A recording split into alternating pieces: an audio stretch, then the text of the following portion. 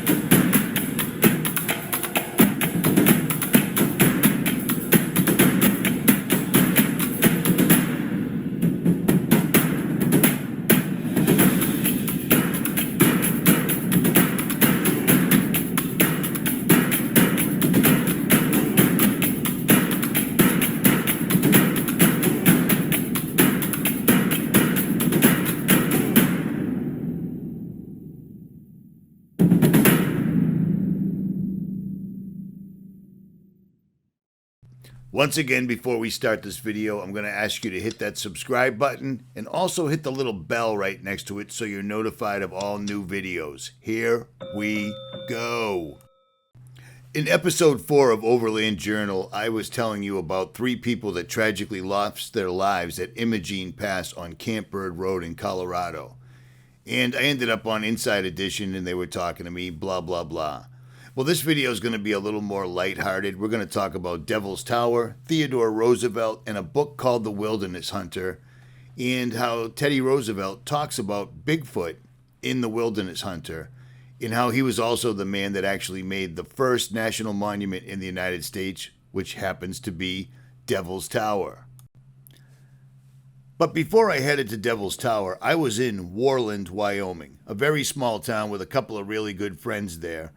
And I found myself escorting a rattlesnake across the road. You gotta go, buddy.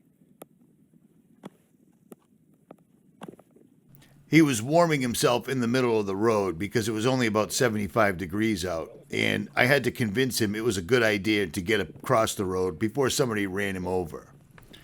And then after I helped the snake across the road, I found myself at about 9,000 feet in the Bighorn Mountains. And I came across an enormous cabin complex where you could rent a cabin for the weekend, etc. And I pulled over to let my truck cool down and discovered that this place was completely empty. And it was a really freaky thing. So, I'm inside an abandoned camp.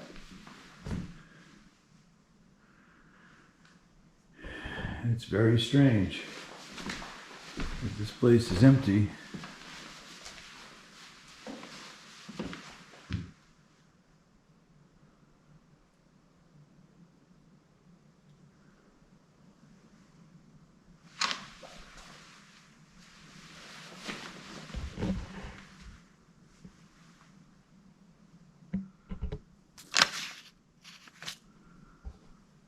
Somebody bought a hat and left money. That is strange. Now, this was really odd. I've come across random cabins in the woods out in the middle of nowhere, but this wasn't out in the middle of nowhere. I mean, it was on top of the Bighorn Mountains. You could see it from the main road. But I mean, this place looked like somebody just dropped everything and ran out for some unknown reason. Everything was clean. There was money on the counter. There was car keys and a cell phone on the counter. And when I left, they were still there. But I mean, this was odd. No trespassing signs, nothing like that. The place wasn't all dusty and full of mice and birds. It was just totally and utterly abandoned. And there was some really cool stuff in there, like that horse saddle you just saw. It was pretty amazing. I couldn't understand it, but something made them drop everything, leave it unlocked, and run out the door. Because that's exactly what happened. I've camped not too far from this site out in the woods and never ran into anything strange, but something scared these folks off in a hurry. At any rate, back to Devil's Tower. Over the years, I have made videos with my own original footage from locations like Clark's Fork Canyon, 10 Sleep, Imogene Pass, the Gateway to Hell in Arizona, Utah Monolith, etc., etc. But I love history, and I love getting the true history from locals and from legend. And Devil's Tower is rich with legend and lore. Devil's Tower has ended up in movies like Close Encounters of the Third Kind. It is highly regarded by Native Americans as a highly spiritual location, and I'll show you exactly what I mean by that. As well as people come here to climb this, people come from all over the world to see this. You drive in Wyoming, a relatively flat area until you come along to Devil's Tower, and it just juts right up. Many people even believe that this may be a fossilized tree stump from biblical times. And when you look at this thing closely, you can see exactly why they think that's the case. But I digress. So it is Saturday morning, and I am heading into the Bighorn Mountains, through the Bighorn Mountains, to get to Devil's Tower. It's going to be a clear night tonight, and there won't be any moon. And my goal is to do some astrophotography. I'd like to get the Milky Way right above Devil's Tower. And I've got some time to do it. I'm waiting on a few things to come to my buddy's place in Wyoming. So I'm going to hang around here till Friday. So today I'm just taking an amazing ride through the Bighorns. I'm in the town of 10 Sleep right now. And if you've never been here, I did a video last year on the town of 10 Sleep and the murders that occurred in 10 Sleep, in case you didn't get that memo. It's a good video, and it shows the town rather nicely. I'm also listening to an audio book that maybe you've heard about or maybe not, but it's called The Wilderness Hunter, and it's by Theodore Roosevelt. Remember him? Used to be the president, and coincidentally enough, he's the one that made Devil's Tower the first national monument in the United States. How crazy is that? Now, I love history, and I love true history. History books don't impress me all that much.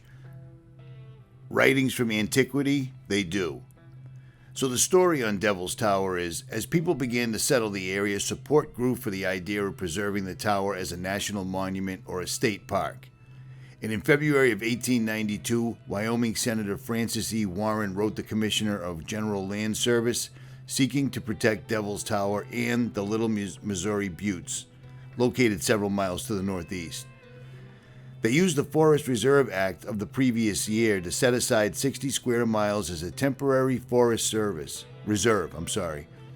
By June 1892, the reserve was reduced to 18.75 square miles, with the remainder being reopened to settlement. It was not until 14 years later that Devil's Tower became a national monument. Due to lack of congressional support, a different avenue of protection was sought. The Antiquities Act of 1906 offered a new opportunity for protecting the tower. This act allowed objects of historic or scientific interest to be set aside by the president. Wyoming Rep. Frank W. Mondell lent his support to the plan to have the area preserved as a national monument. Mondell was a member and late chairman of the House Committee on Public Lands. And due to influence in large part of Mondell's, President Theodore Roosevelt proclaimed Devil's Tower as the first national monument on September 24, 1906. The acreage set aside was only 1,153 acres, believed by the president to be sufficiently large to provide for the proper care and management under the monuments under the terms of the Antiquities Act. Some question whether Theodore Roosevelt ever visited Devil's Tower. Early residents of the region claimed he visited the place on a hunting trip through the Black Hills. Others say he was present during the dedication. However, no evidence exists to validate these claims. In 1903, Roosevelt made an extended tour through the West, stopping at Gillette, Moorcroft, and Sundance, Wyoming. It is likely he saw the tower from a distance during the tour.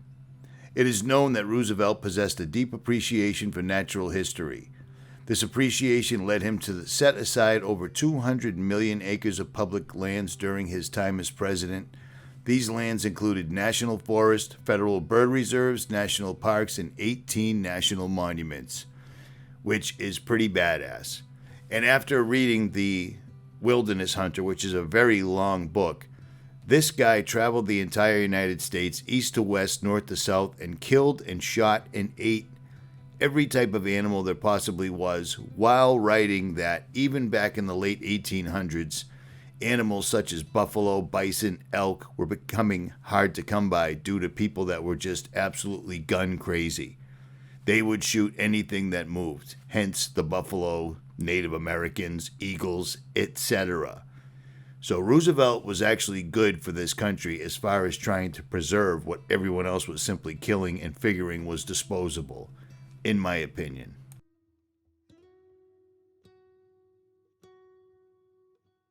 Now, on the other hand, the Native Americans held Devil's Tower in very high regards, and lots of folklore existed about it. Dozens of narratives exist about the New-In of the Bear Lodge, passed down between tribe members for generation. One such story comes from the Crow tribe. Before the tower, two young girls were playing among large boulders in the area. The region was populated by bears, and one especially large bear saw the girls and was going to eat them. The girls scrambled up to the top of the nearest rock but couldn't escape the bear. Then the Great Spirit saw that the bear was about to catch the girls and caused the rock to grow tall, allowing the girls to escape the bear. The bear continued to claw at the mountain but could not make it to the top of the rock. You can still see the claw marks of the bears, and the girls are still atop the tower. Now, while each tribe has its own representations about the remarkable formation, the bear theme permeates across oral history of the Plains tribe members. In fact, the name Devil's Tower, which initiated after a member of scientific expedition misinterpreted the name Bear Lodge to Bad God's Tower, but does not accurately represent the sacred site. Currently, a proposal to change the name to Bear Lodge exists, but can only occur by congressional action or presidential proclamation. Today, many return to the site to worship, fast, and celebrate. Throughout the year, but especially in June, tribes perform ceremonies such as sweat lodges, vision quests, and group rituals like the Sundance. When you visit, you may see colorful cloths or bundles adorning trees near the base of Bear Lodge. Tribe members leave these as personal prayer offerings or in remembrance of a person or place. I saw these all over the place. I've seen these at many sites like the Great Serpent Mound in Ohio or America's Stonehenge in New Hampshire, which you probably don't know about. But I will be showing that in a video fairly soon, I think, if the creek don't rise and the good Lord's willing.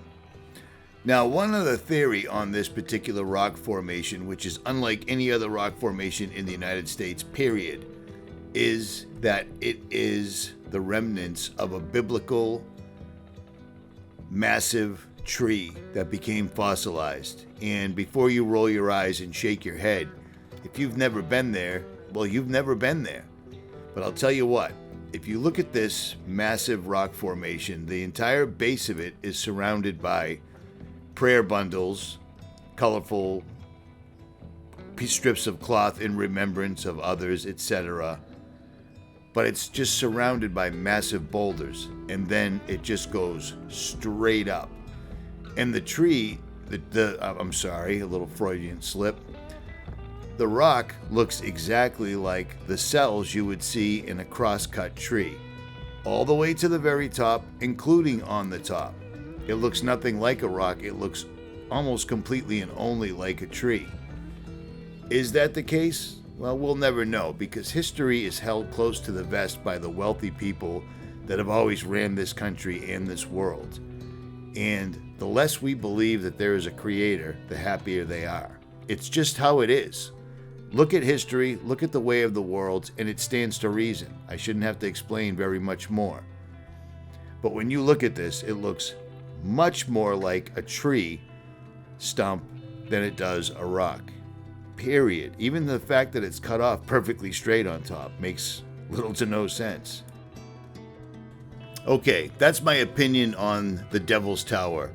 That was the first national monument in the United States, thanks to Theodore Roosevelt. Now, let's go to Theodore Roosevelt's book, The Wilderness Hunter. Chapter 20, Bowman's Story. Now, Teddy basically documented every type of terrain he came in contact with, every type of person he came in contact with, and every type of animal he came in contact with, hunted, and then ate in the book, The Wilderness Hunter.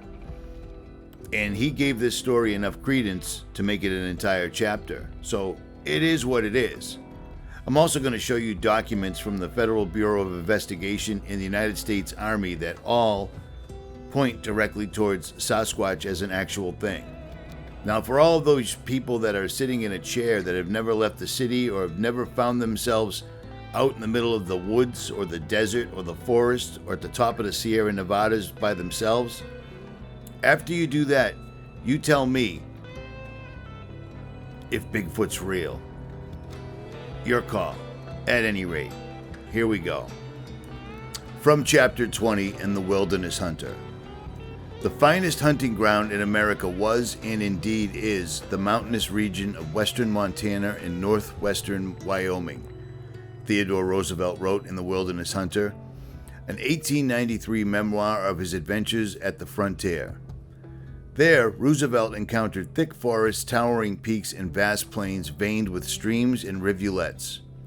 He pursued the continent's megafauna, from white-tailed deer and beaver to bison, moose, and the grizzly bear, while reveling in the fresh air and lively stories of his fellow outdoorsmen. The forest also held a secret. One of his hunting expeditions in this primeval landscape, Roosevelt heard an anecdote that stood out from the unusual tales on the trail. Roosevelt had studied the flora and fauna of the West, but had never heard of a creature as strange as the one at the center of this yarn. It was told by a grizzled, weather-beaten old mountain hunter named Bowman, who was born and passed all his life on the frontier. Roosevelt relayed in his memoir, he must have believed what he said, for he could hardly repress a shudder at certain points of the tale. When Bowman was still a young man, Roosevelt recalled, he and a friend set out to trap beaver in a rugged river valley in what was then the Montana Territory. They went up a mountain pass where, the year before, a lone trapper had been killed by an unidentified beast, the half-eaten remains being found afterwards by some mining prospectors who had passed his camp only the night before. There, they left their horses at the foot of the pass and climbed up a small glade where they pitched camp. With some hours of daylight remaining, they were to set their beaver traps in the stream and return to camp just as the sun dipped behind the screen of pines. With a shock, they found their lean-to flattened and the contents of their packs scattered among bear-like footprints in the earth. Bowman's companion made a torch from the campfire and peered at the tracks. "Bowman," he said, "that bear has been walking on two legs." Bowman laughed off the ideas, and the two trappers soon went to sleep in their repaired camp. But Bowman was awakened in the night by a fetid stench and the fleeting shadow of a great body in the entrance of their shelter. He shot his rifle, and the beast retreated to the forest. The following day, after long hours at the streams checking their traps, the two hunters returned to camp and found their lean-to destroyed once more. The same large footprints trailed away from the camp toward a brook where they appeared as plain as if in snow. Bowman had to admit that, whatever the creature it was, it had indeed escaped on two legs. Now they hardly slept that night, for the sounds of twigs snapping in the gloom alerted the men to the animal's presence. As their fire blazed, the trappers sensed it waiting and heard its woeful cry echoing through the woods. Bowman and his friend decided the next morning that this would be their last in the creepy vale. Together, they gathered the empty traps from the stream, dividing the thick pine thickets, plagued by a sense of being followed. Yet sun shone brightly in the clearing as they packed their bags, and the fears of the previous night began to seem silly. Bowman volunteered to retrieve the last 3 traps from a nearby river, which ended up taking a few hours. He returned to a scene of horror. The still warm body of his friend was leaning against a tree with 4 awful fang marks piercing his broken neck. Telltale footprints surrounded the unfortunate victim. The beast had not devoured the flesh, but merely romped and gabbled around it in an uncouth, ferocious glee. The hunter had become the hunted. Neither Bowman nor Roosevelt ever identified the culprits as a Sasquatch or a Bigfoot, but its bipedal stance, hideous smell, and prolonged screaming in the northern wood dovetails with descriptions of indigenous stories.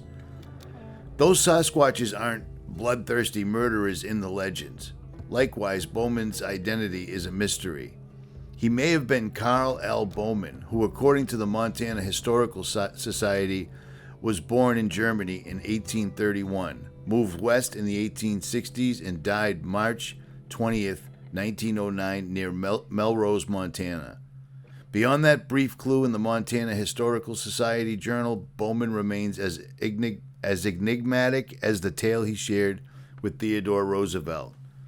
But that tale has indeed been shared, and I've gone out to the deserts of Arizona, Moab, Nevada, etc., and found numerous petroglyphs, and so haven't many others, of massive beasts carved in stone.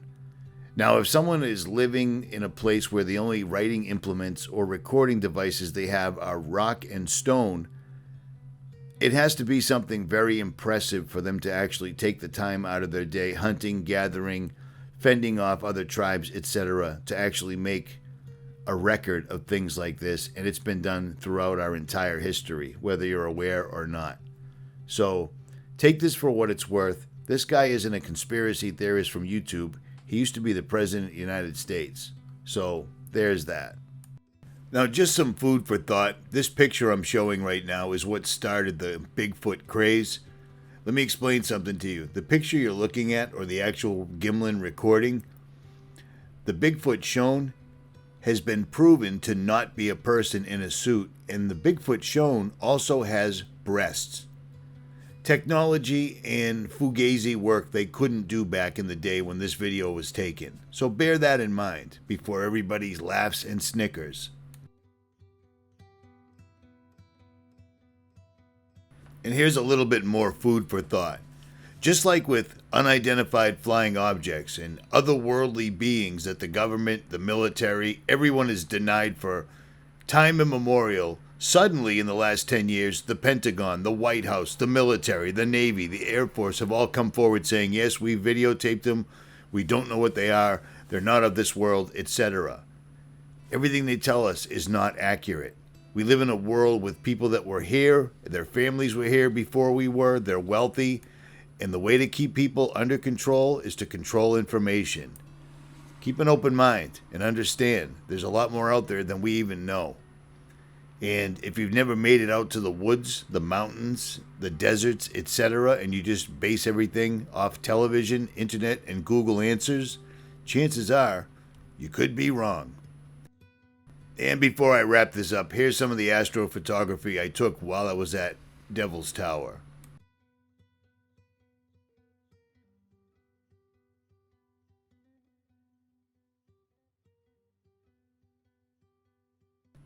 At any rate, if you enjoyed this video, make sure you hit that like, share, and subscribe. Leave a comment below. I will try to return the favor. I am out.